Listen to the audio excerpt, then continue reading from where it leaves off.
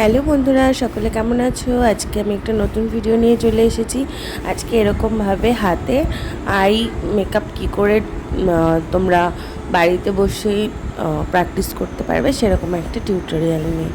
তো আমারও খুব বেশি জানা নেই, আমারও আজকে নতুন, যেহেতু আমি তোমাদেরকে ভিডিওতে দেখিয়েছিলাম যে আমি মেকআপ ক্লাস জয়েন করেছি, অ্যাডভান্স মেকআপ ক্লাস। তো সেই জন্য তোমাদের সঙ্গে আমি এটা শেয়ার করতে এসেছি।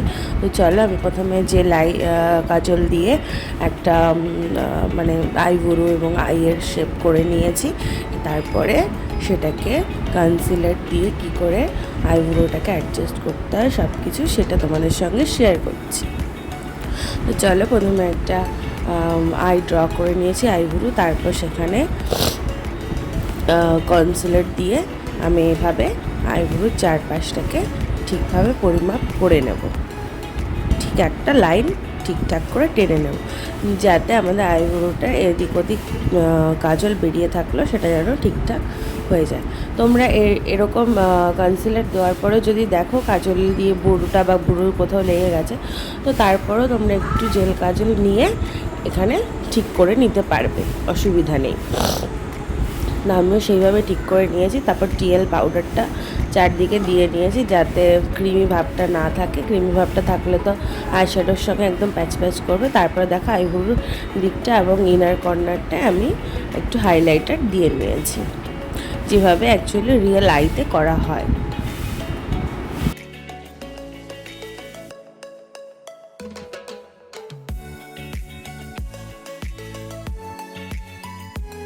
তারপরে আমি আমার আইশ্যাডো প্যালেটটাকে ওপেন করে এবার দেখো কিভাবে প্রথম কালারটা নেব। প্রথমে আমাদেরকে একটা স্কিন কালার নিতে হবে, যেটা আমাদের ওপর দিক থেকে আভা দেবে, মানে আমাদের অ্যাকচুয়ালি আই কালারের আভাটা দেবে ওপর দিক থেকে। তো সবসময় সেখানে একদম হালকা কালার ইউজ করার চেষ্টা করবে, যেরকম ইয়েলিশের মধ্যে, যেরকম পিচ পিঙ্কের মধ্যে, যেরকম অরেঞ্জি, এরকম একটা কিছু নিয়ে নেবে। তো ভালো করে কালারটাকে ব্লেন্ড করে নেবে আইয়ে, খুব সুন্দর করে, যাতে কালারটা একদম পুরোপুরি হালকা হয়ে ছড়িয়ে যায়, যাতে বোঝাই না যায় যে তুমি কোনো কালার ইউজ করেছো, একদম ন্যাচারাল আইয়ের মতো লাগে। তো চলো, আমার এখানে একটু ক্যামেরা করতে অসুবিধা হচ্ছিল যেহেতু ওটাকে খুলে নিয়েছিলাম।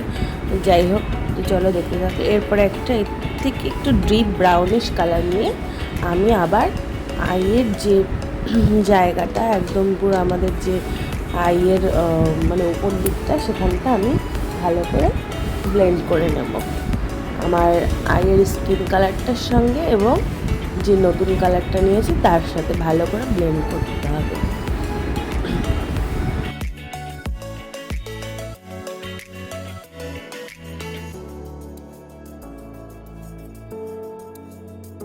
এবারে দেখো, এর থেকে আর একটু ডিপ কালার নিয়ে আমি ঝেড়ে নিই। আর তোমরা সবসময় না কালার যখন নেবে তখন ব্রাশে নিয়ে একদম ডাইরেক্ট ইউজ করবে না, কারণ ওরকম আমরা যেহেতু আমি বিশেষ করে যখন জানতাম না একবারে ইউজ করতাম, তো কালারটা ওখানে ছোপ হয়ে থাকতো, আর কি করে ব্লেন্ড করতো এটা আমি জানতাম না। যাই হোক, তোমরা হালকা থেকে একটু ইনার কর্নারটা চাইবে সবসময় একটু ডিপ করে রাখার, ডিপ করে সেটাকে ব্লেন্ড করার। তো চলো, এখন আমি হাফ ক্রিজ লাইন কাটছি, এটাকে বলে হাফ ক্রিজ কাটা। তো এভাবে কেটে এটা তোমরা কনসিলার দিয়ে এভাবে কাট করবে।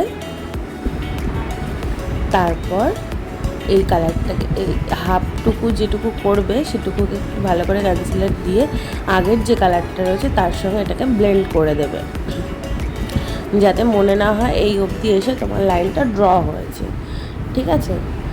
তো আবার একটু ডিপ কালার নিয়ে পেছন এখানটা আবার একটু ব্লেন্ড করে দিচ্ছি কনসিলারের সঙ্গে। ব্লেন্ড করার পরে ভালো করে ব্লেন্ড করবি, নাট করারটা সবসময় একটু ডিপ আর সামনের দিকে একটু হালকা চলে যাবে। তো আর সামনের দিকে একটা একদম স্কিন কালার নিয়ে ওই এটার ওপর দিয়ে দিলাম, কনসিলারটার ওপরে আমি অ্যাপ্লাই করে দিলাম, জাস্ট একটা পাউডারের মতো ড্যাব ড্যাব করে ইউজ করে দেবো। তারপরে আমি একটু হাইলাইট কালার, মানে শিমারি গোল্ড কালার, সেটা ইউজ করেছি ওই জায়গাটাতে। এরপরে তোমরা ওখানে গ্লিটার চাইলেও, হাতে যেহেতু অত ভালো হচ্ছিল না, গ্লিটার লাগছিল না, তারপরে আমি যাই হোক একটু কারুকার্য করে দিলাম চোখটা আঁকার মতো।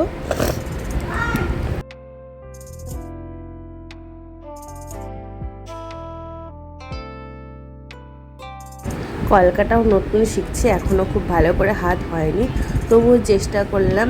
ভাবলাম এরকম করে আই যখন করেছি একটু কলকা করেই নিই। তো তোমরা দেখে বলো কলকাটা কেমন হয়েছে বা আইটা কেমন হয়েছে। আমি মানে বলতে একদমই নতুন স্টুডেন্ট, তো তোমাদের সঙ্গে এমনি শেয়ার করলাম।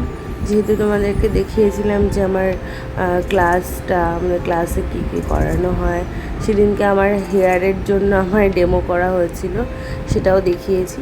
তো আজকে দেখাচ্ছি আমি নিজের হাতে আই মেকআপটা আর কলকাটা করে। তো কেমন লাগলো সেটা আমাকে জানিও। তো চলো আজকে ভিডিওটা আমি এখানে শেষ করছি, আর বেশি বড় করব না। আমার কলকাটা প্রায় আঁকাই হয়ে এসছে। আর যারা আমার চ্যানেলটিকে নতুন দেখছো তারা অবশ্যই সাবস্ক্রাইব করে পাশে থাকবে, আর যারা আমার সাবস্ক্রাইবার রয়েছে তারা প্লিজ আমার পাশে থাকবে, কমেন্টস করে জানাবে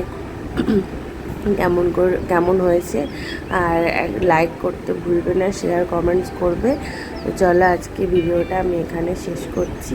আমার কলকাটা দেখো প্রায় শেষই হয়ে আসলো, যেহেতু আর বেশি ডিজাইন আমি করিনি, খুব বেশি ডিজাইন করিনি, তো সেই জন্যই আজকে কলকাটা দিয়ে শেষ করে দেব। আর কি বলে তো, আইতে সবসময় অনেক সময় হয় বাড়িতে ট্রাই করা যায় না, নিজের আইতেও অতটা ভালো পরিষ্কার করে দেখা যায় না। তো সে কারণেই ক্লাসে বলা হয়েছিল যে কী করে করবো, এরকম হাতে করে দেখানো হয় দেখেছি, তো একটুখানি দেখিয়ে দাও।